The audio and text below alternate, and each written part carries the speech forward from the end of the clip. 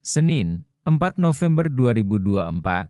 Judul, Pemahaman Baru tentang Mesias. Bacalah Yohanes 1 ayat 32-36.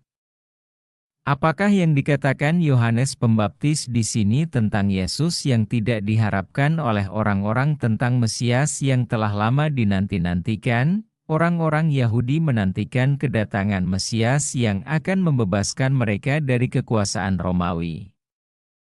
Setelah sekian lama berada di bawah penindasan, orang-orang Yahudi percaya bahwa Mesias tidak hanya akan menggulingkan Roma, tetapi juga akan meneguhkan mereka sebagai bangsa yang besar dan kuat.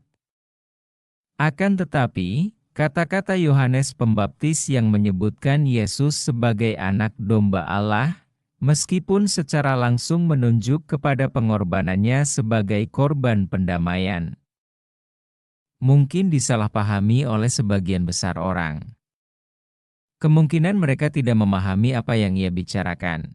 Dengan demikian, Yohanes dengan Injilnya ingin mengubah pemahaman mereka tentang Mesias sehingga mereka dapat mengenali di dalam Yesus penggenapan nubuat tentang Raja yang akan datang dan apa yang akan Dia lakukan. Dia tidak datang sebagai pemimpin politik dan militer, tetapi untuk mempersembahkan dirinya sebagai korban bagi dosa-dosa dunia. Itulah tujuannya. Setelah itu, ketika semuanya selesai, barulah kerajaan yang terakhir akan datang. Lihat Daniel 7 ayat 18. Ketika Yesus dibaptiskan, Yohanes menunjuk kepadanya sebagai anak domba Allah, sebuah terang yang baru dipancarkan atas pekerjaan Mesias.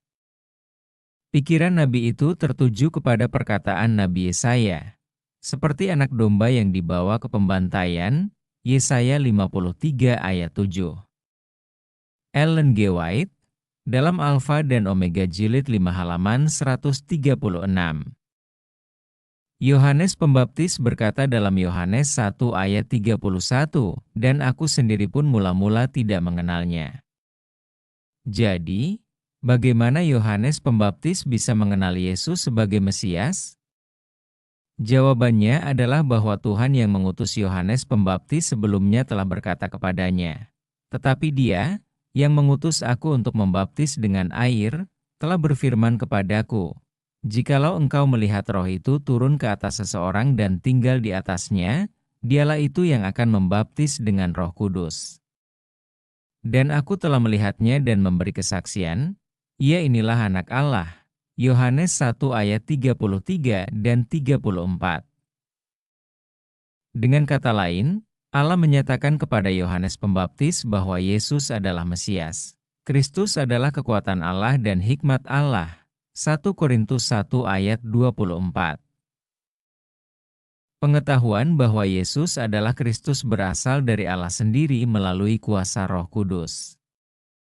Tema ini sering muncul dalam Injil Yohanes. Keselamatan tidak datang dari filsafat duniawi, ilmu pengetahuan, atau pendidikan tinggi.